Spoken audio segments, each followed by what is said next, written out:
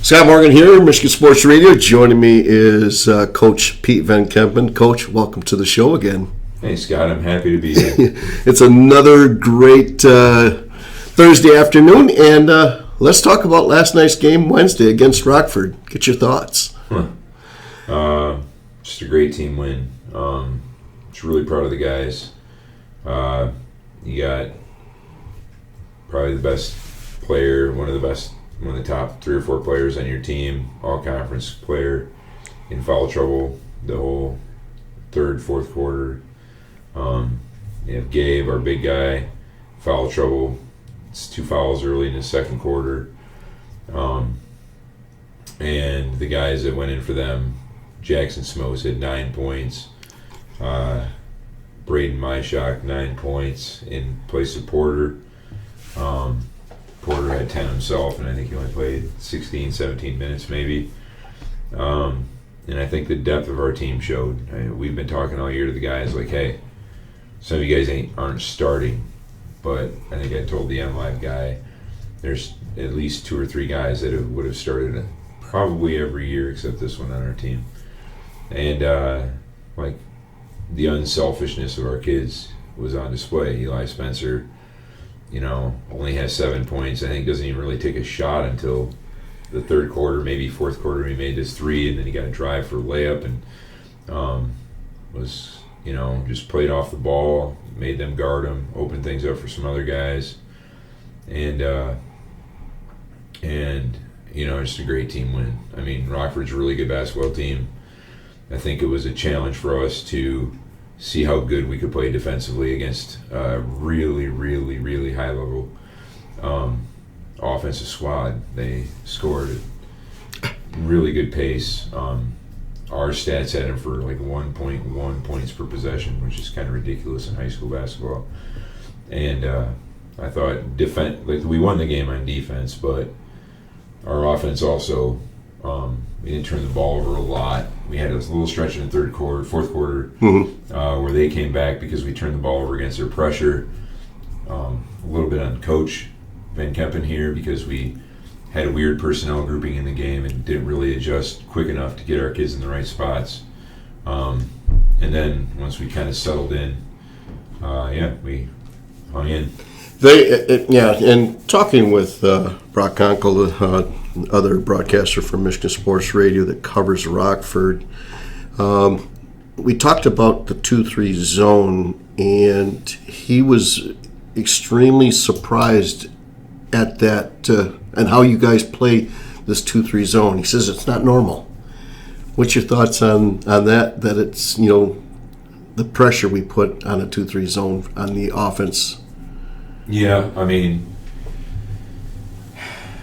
I guess it's a zone. It's a zone where we teach a lot of man principles.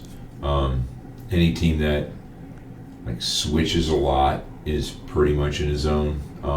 We do a lot of things that are very different from what people are used to. And I think when you get up against us, the speed at which we move, and it's on the kids, right? Like we had some games this year where people got into the lane against us and got good looks against us, especially at the end. There were Allendale and West Catholic had really good schemes, but I think once we're really moving and really anticipating, it's really hard to play against. And Rockford had, like I said, great 3-point shooters, and I think Gross and Landis combined for 2 makes. Yep. And Landis, we forgot him once. Yeah. And one time they ran a base on a bounce play, and Coach Call ran a really good play and got him open. And we forgot him once, but he missed it. And otherwise, our goal is always make him put it on the floor and shoot a pull-up jumper. And I thought Landis had to do that 3 or 4 times in the first quarter. He made one, but at the quarter break, we're like, that's exactly what we want to have. Just keep it up. And I don't know. Our kids they believe. It don't really matter what system you run. Yeah.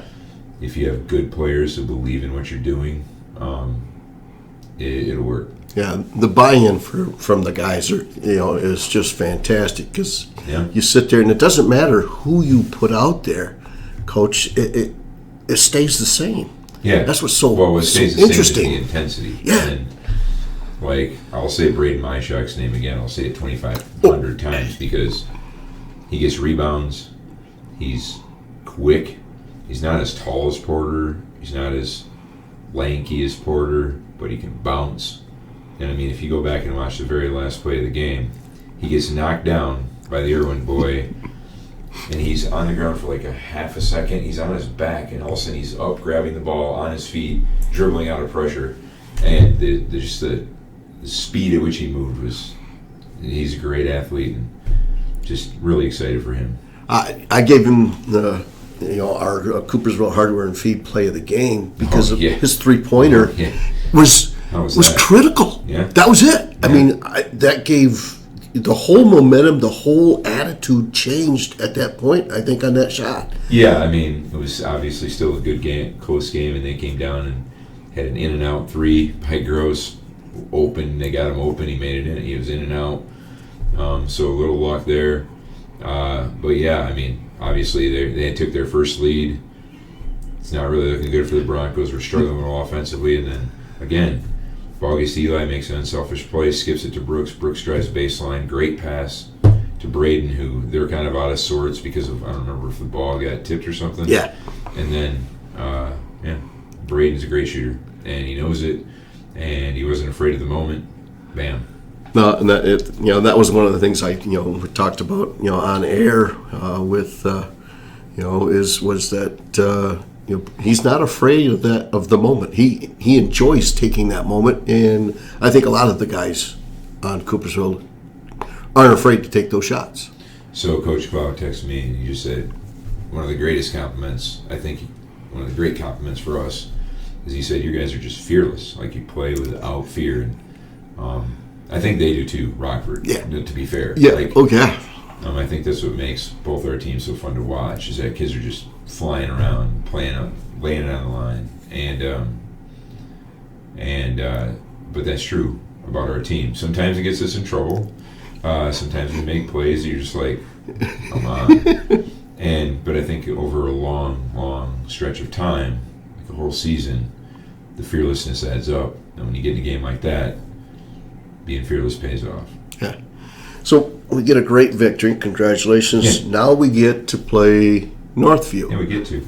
Yeah. I'm excited. Exactly. It's Friday. It'll be a Friday. It's district championship, but it's Northview. What are your thoughts on them? And I mean, you got a chance to see them last night. Did. I've kind of watched them throughout the year a little bit, off and on. I think they have 3 great players. EJ and Cam Ryans, and then Brady Swartz are just great players, and we're going to have to find a way to limit those 3 now.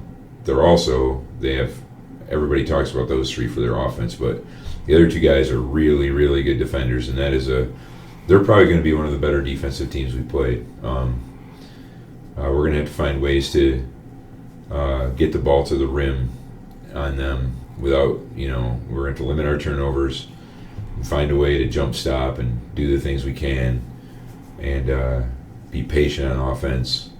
And I mean, in the back of my head, this game's in the like a Spring Lake type of game where it's low scoring. Mm-hmm. If it isn't, we're probably in trouble, because that means EJ and Cam and Brady are going off. So we're gonna have to really limit their opportunities. But I mean, we're playing. Exactly. That's what's so nice and so fun, is that we made to we keep going on, and that's what's excellent to see for you and these guys. Definitely looking forward to tomorrow night's game, and me too. I think it's going to be just like this Rockford game you talked about. You being it like a Unity Christian game. It was. So now the exact same score, just reversed. It's just reversed. The exact same score, just reversed. Yeah. And now you mentioned it's going to be like a Spring Lake game, so I'm kind of looking forward to that as well. Thank you again. Congratulations. Thanks, Scott. And to the team. So we'll see you tomorrow night. All right, man.